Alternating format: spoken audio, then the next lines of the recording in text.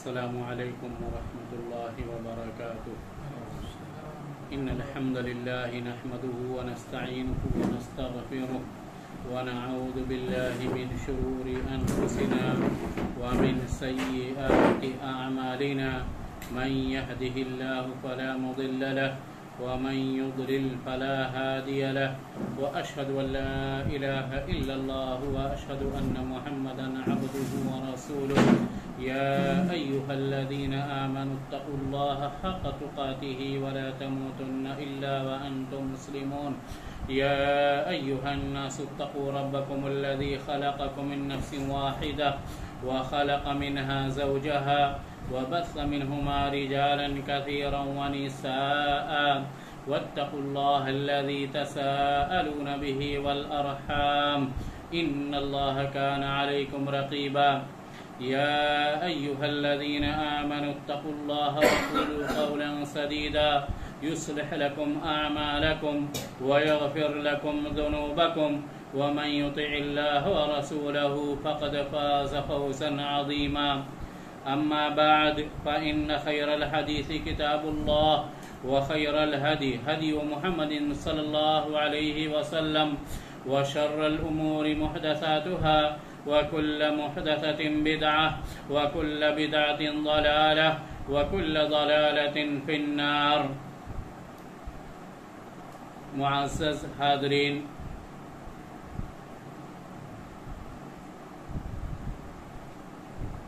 سنت کی اہمیت اور بدعت کی خباثت اور اس کی خطرناکی ہر وہ شخص محسوس کرتا ہے جو سنتوں کو تلاش کرتا ہے اور اس پر عمل کرتا ہے، اور بدعتیں جو ایجاد کی جاتی ہیں ان سے بچتا ہے. آج کے درس میں سلف صالحین کے ان اقوال کا تذکرہ ہوگا جو اس بات پر دلالت کرتے ہیں، ابھارتے ہیں کہ سنت کو لازم پکڑا جائے اور بدعتوں سے بچا جائے. مختلف طریقوں سے صحابہ نے، تابعین نے، تبع تابعین نے، ائمہ کرام نے بدعتوں سے روکا ہے اور اس کی خطرناکی، اس کی شناعت کی وضاحت کی ہے. اللہ تعالی نے فرمایا فَإِنْ آمَنُوا بِمِثْلِ مَا آمَنْتُمْ بِهِ فَقَدْ اهْتَدَوْا، کہ اگر لوگ اسی طرح ایمان لائیں جس طرح سے تم سب ایمان لائے ہو، یعنی صحابہ کی جماعت، تبھی لوگ ہدایت پائیں گے. اگر لوگوں نے صحابہ کا طریقہ چھوڑ دیا، سلف کا طریقہ چھوڑ دیا، تو لوگ گمراہ ہو جائیں گے. علماء کے اقوال اسی پر دلالت کرتے ہیں. تو آئیے دیکھتے ہیں کہ علماء نے سنت کی اہمیت اور بدعت سے بچنے کے بارے میں کیا فرمایا ہے. سب سے پہلے صحابی معاذ بن جبل رضی اللہ تعالی عنہ کے قول کا ذکر ہوگا، اس کی مختصر شرح ہوگی. انہوں نے فرمایا ایھا الناس علیکم بالعلم قبل ان یرفع الا وان رفعه ذهاب اهله وإياكم والبدع والتبدع والتنطع وعليكم بأمركم العتيق. اللہ کے رسول صلی اللہ علیہ وسلم کے جلیل القدر صحابی معاذ بن جبل رضی اللہ تعالی عنہ فرماتے ہیں کہ اے لوگو، تم علم کو لازم پکڑو، اے لوگو تم علم کو لازم پکڑو، قبل ان یرفع، اس سے پہلے کہ اٹھا لیا جائے۔ تمام علماء نے علم سے مراد علم وحی لیا ہے کہ علم سے مراد وہی علم ہوتا ہے جو وحی ہو، جیسے قرآن اور حدیث، یہ علم ہے۔ باقی جتنے بھی اقوال اور فرامین پائے جاتے ہیں وہ سب اسی علم کی تشریح ہے، اسی علم کی وضاحت ہے، اور اگر جو بھی اقوال اس کے خلاف پائے جاتے ہیں وہ سب مردود ہے۔ فرمایا الا وان رفعه ذهاب اهله، کہا کہ علم کا اٹھایا جانا یہ ہے کہ اہل علم ختم ہو جائیں، چلے جائیں، وفات پا جائیں۔ معلوم ہوا کہ علماء کے وفات پا جانے کی وجہ سے، علماء کے کم ہو جانے کی وجہ سے علم بھی کم ہو جاتا ہے۔ وَإِيَّاكُمْ وَالْبِدْعَ، اور بدعتوں سے بچو، وَالتَّبَدُّعَ، اور بدعتیں ایجاد کرنے سے بھی بچو، بدعتوں پر عمل کرنے سے بھی بچو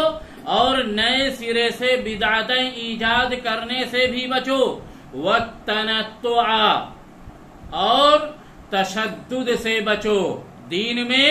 تشدد سے بچو، تکلف سے بچو، وَعَلَيْكُمْ بِأَمْرِكُمُ الْعَتِيقِ، اور تم پرانی باتوں کو لازم پکڑو، پرانے معاملے کو لازم پکڑو۔ صحابی جلیل معاذ بن جبل رضی اللہ تعالی عنہ نے اس حدیث میں جو باتیں بتائی ہیں اس کا خلاصہ یہ ہے کہ علم کو یعنی قرآن اور حدیث کو لازم پکڑا جائے، اور علم کا خاتمہ یہ ہے کہ علماء ختم ہو جائیں، علماء وفات پا جائیں اور نئی نسل علم دین کو نہ سیکھے۔ مزید فرمایا کہ بدعت سے بچو اور بدعتیں ایجاد کرنے سے بھی بچو،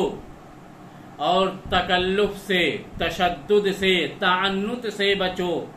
اور پرانی چیزوں کو لازم پکڑو۔ پرانی چیزیں کیا ہیں؟ جو قرآن اور حدیث ہے، جو نبی صلی اللہ علیہ وسلم کے زمانے میں پایا جاتا تھا بدعتوں کے ایجاد ہونے سے پہلے۔ اللہ کے رسول صلی اللہ علیہ وسلم کے جلیل القدر صحابی حذیفہ ابن الیمان رضی اللہ تعالی عنہ، جنہیں رازدار رسول بھی کہا جاتا تھا، نبی صلی اللہ علیہ وسلم کے رازدار تھے، صاحب السر تھے، وہ فرماتے ہیں کل عبادت لم يتعبد بها اصحاب رسول اللہ صلی اللہ علیہ وسلم فلا تتعبدوا بها فإن الأول لم يدع للآخر مقالا فاتقوا الله يا معشر القراء خذوا طریق من كان قبلكم۔ فرمایا کہ ہر وہ عبادت جسے نبی صلی اللہ علیہ وسلم کے صحابہ نے انجام نہیں دیا، ہر وہ عبادت جسے اللہ کے رسول صلی اللہ علیہ وسلم کے صحابہ نے نہیں اپنایا، فلا تتعبدوا بها، تو تم ان اعمال کے ذریعے تم بھی عبادت مت کرو۔ فإن الأول لم يدع للآخر مقالا، کہ پہلے کے لوگوں نے، اولین نے بعد کے لوگوں کے لیے قول کی کوئی گنجائش نہیں چھوڑی، یعنی دین کا جو بھی حصہ ہو سکتا تھا انہوں نے ان تمام حصوں پر عمل کیا، اور کوئی ایسی چیز نہیں چھوڑی دین میں سے کہ جس پر انہوں نے عمل نہ کیا ہو۔ اب اگر کوئی شخص دین میں ان کے منہج کو، ان کے طریقے کو چھوڑ دیتا ہے تو ان کی مخالفت کرتا ہے اور ان کے راستے سے ہٹ جاتا ہے، اور لازمی طور پر وہ سنت سے بھی دوری اختیار کر لیتا ہے۔ مزید فرمایا فاتقوا اللہ یا معشر القراء، اے قاریوں کی جماعت، اے قرآن پڑھنے والوں کی جماعت، تم اللہ تعالیٰ سے ڈرو، اللہ تعالیٰ کا تقوی اختیار کرو۔ خذوا طریق من کان قبلکم، جو تم سے پہلے تھے ان کے راستے کو، ان کے منہج کو اپناؤ۔ جلیل القدر صحابی عبداللہ بن مسعود رضی اللہ تعالی عنہ فرماتے ہیں، من کان مستنا فلیستن بمن قد مات، اولئک اصحاب محمد صلی اللہ علیہ وسلم، كانوا خير هذه الأمة وأبرها قلوبا وأعمقها علما وأقلها تكلفا، قوم اختارهم الله لصحبة نبيه ونقل دينه فتشبهوا بأخلاقهم وطرائقهم فهم كانوا على الهدي المستقيم۔ عبداللہ بن مسعود رضی اللہ تعالی عنہ فرماتے ہیں کہ جسے طریقہ اپنانا ہو، منہج اپنانا ہو، اسے چاہیے کہ ان لوگوں کا منہج اختیار کرے جو مر گئے، یعنی خلفائے راشدین ابو بکر، عمر اور بڑے صحابہ کرام، اسی میں نبی صلی اللہ علیہ وسلم کی ذات اقدس بھی ہے، کہ جسے اپنانا ہے وہ ان لوگوں کا طریقہ اپنائے جن کی وفات سنت پر ہوئی، جن کی وفات اسلام پر ہوئی، جنہیں اللہ کے رسول صلی اللہ علیہ وسلم نے جنت کی بشارت دی۔ مزید وضاحت کرتے ہوئے کہا، اولئک اصحاب محمد کانوا خیر هذه الامہ، کہ یہ اصحاب محمد ہیں، صحابہ کرام ہیں، جو اس امت میں سب سے افضل ترین انسان ہیں۔ اور اس بات پر تمام علماء کا کہنا ہے کہ جس طرح سے نبی صلی اللہ علیہ وسلم تمام انبیاء میں افضل ہیں، اسی طرح سے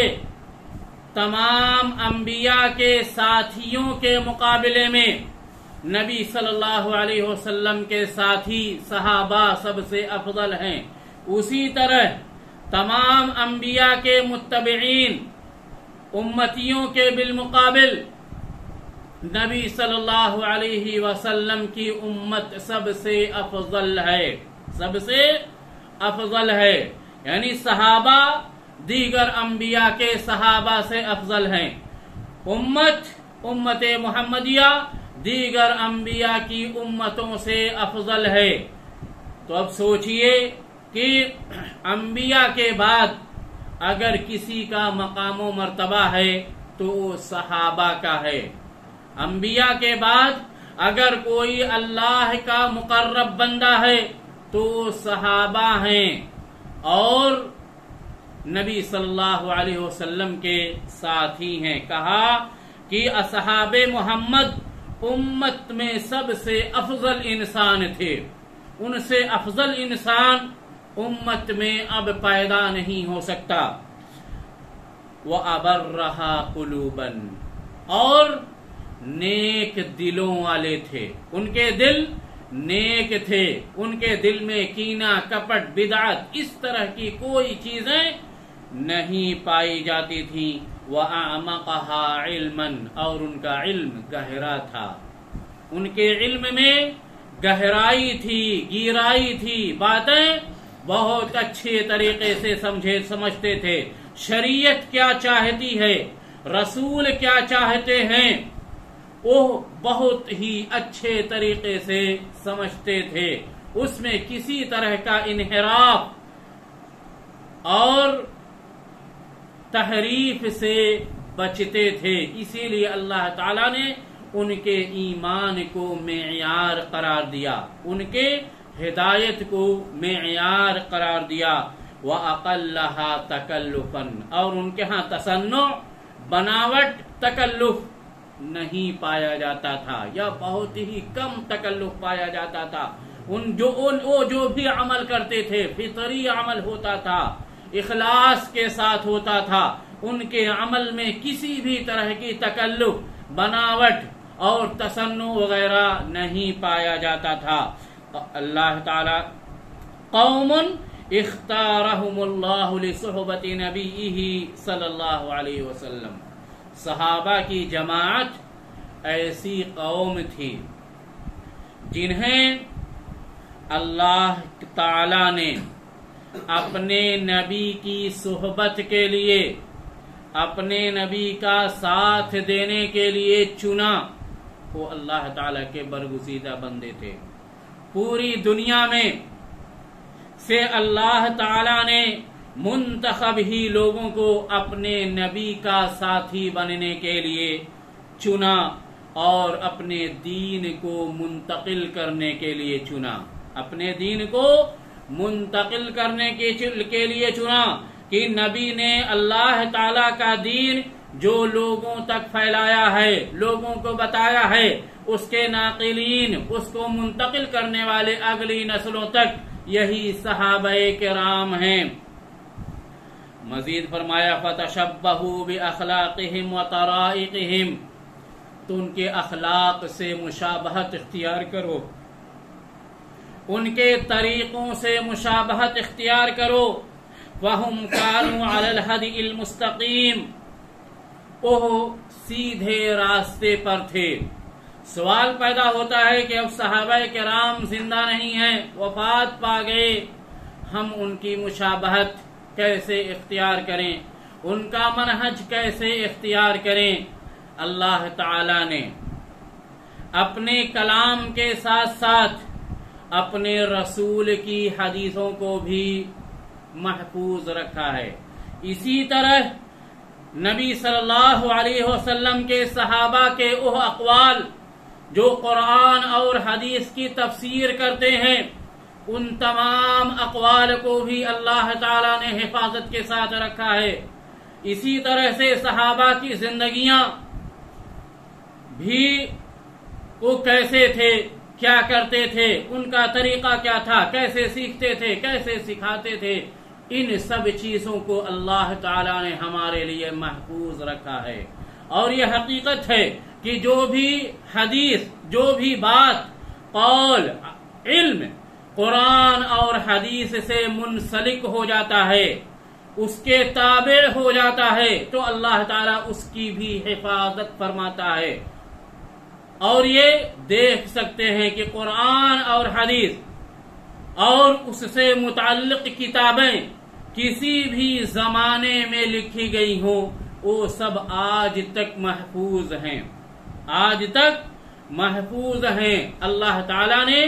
اپنے کلام اور اپنے نبی کے کلام کے ساتھ ساتھ ان تمام کلام کو بھی محفوظ رکھا ہے جو قرآن اور حدیث کو سمجھنے میں مدد دیتے ہیں۔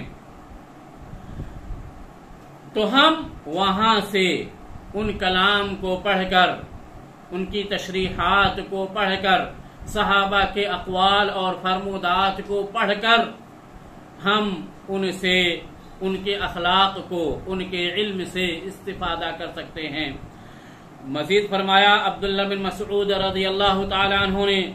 اتبعوا ولا تبتدعوا فقد کفیتم علیکم بالامر العتیق، کہ تم اتباع کا راستہ اپناؤ، پیروی کرو، پیروی کا راستہ اپناؤ، ولا تبتدعوا، اور بدعاتوں سے بچو،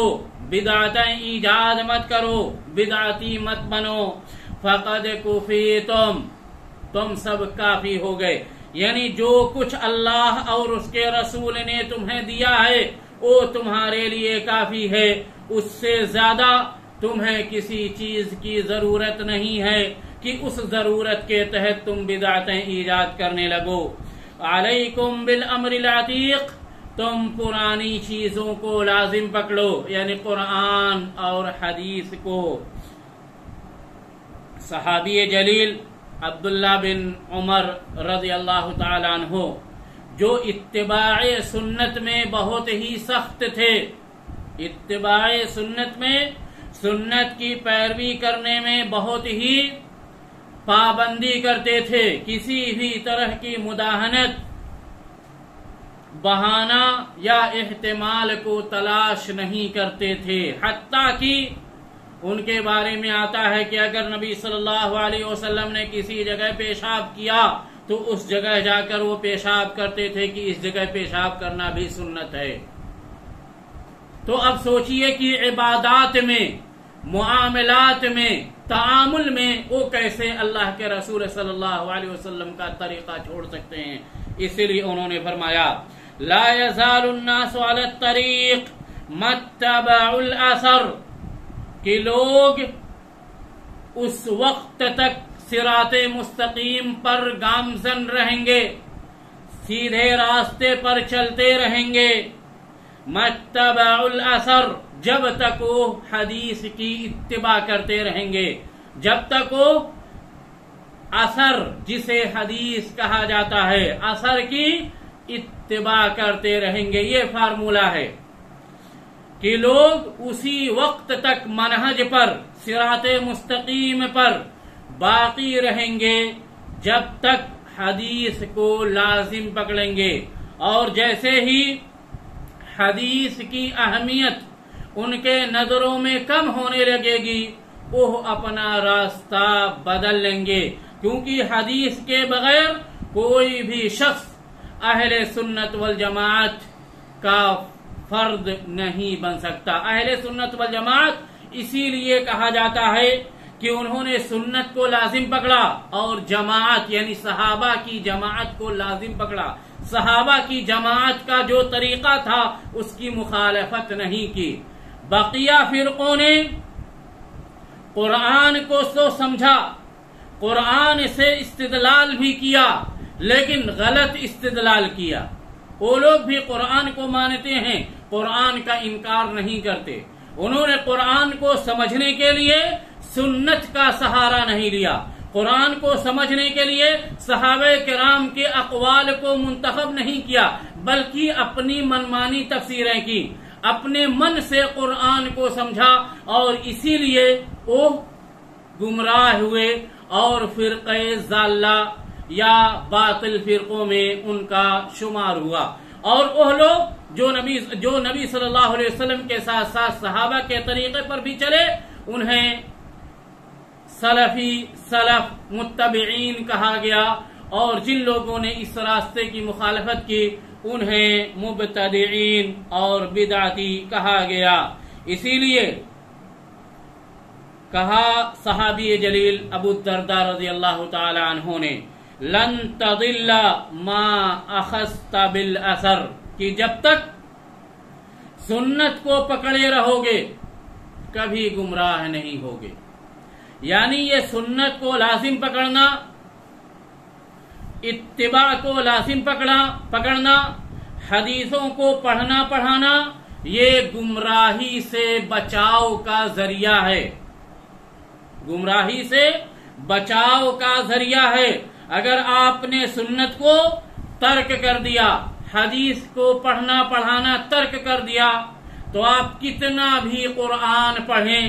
لیکن اگر دل میں سنت کے تئیں نرم پہلو ہے تو پھر کبھی بھی آپ ہدایت نہیں پا سکتے۔ اللہ تعالیٰ نے اپنے نبی کی زبانی کہلوایا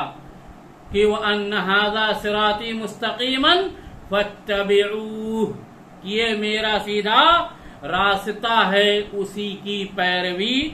کرو۔ ایک آخری بات کہہ کر میں اپنی بات ختم کرتا ہوں۔ امام شافعی رحمت اللہ علیہ جو ائمہ اربعہ میں شمار کیے جاتے ہیں، انہوں نے فرمایا کل مسئلۃ